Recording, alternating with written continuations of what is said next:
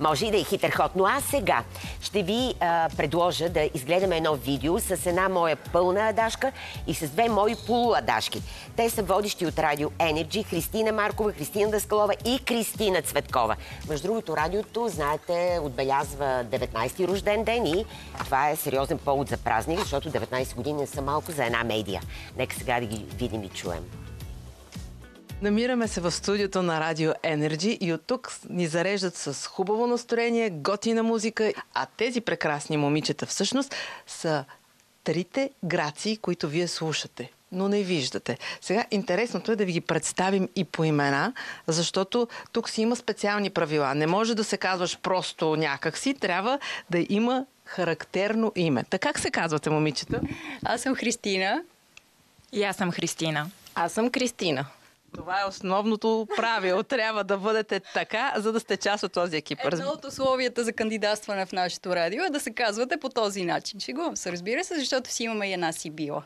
Имаме си и Ники за цвят, с него водим Следобед, следобедното издание на шоуто, в което малки и големи са добре дошли, за да пожелаят любимата си песен. Каква музика най-вече иска да слушат? Едни и същи песни или, въпреки че стила е от 90-те?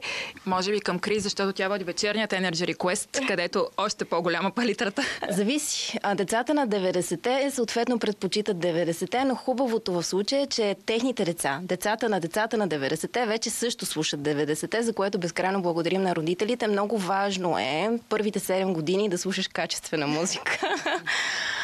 Това е нещо, което ние като, бих казала, семейна радиостанция успяхме да постигнем с нашите малки приятели и с техните родители през годините. Безкрайно благодарим за цялата подкрепа, за това, което заедно правим. Малките деца също много се кефят и много слушат изпълнители, които вече не са... би предполагал, че ще си го пожелая. Абсолютно, да. Защото... И виждаме колко е искрено всъщност. Защо има тази магия в музиката на 90-те? Какво е вашето мнение? Защото музиката на 90-те е истинската музика, тази, която не се правеше на сила. Сигурна съм, че и вие помните.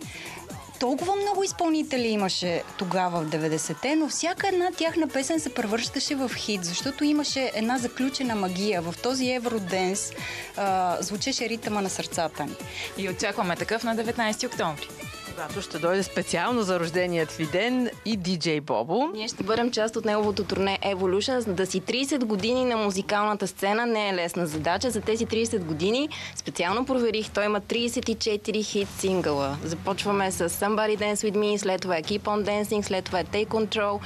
Заглавия, които нашите малки и големи приятели много често искат и в Energy Request. Дори не се сещам след Майкъл Джексън, може би диджей Бобо най-желания изпълнител. Той винаги е патеричката, когато приемно искаш една песен, тя обаче е минала, няма как да я повториш и какво, Майкъл Джексън или диджей Бобо. Винаги са спасителен вариант.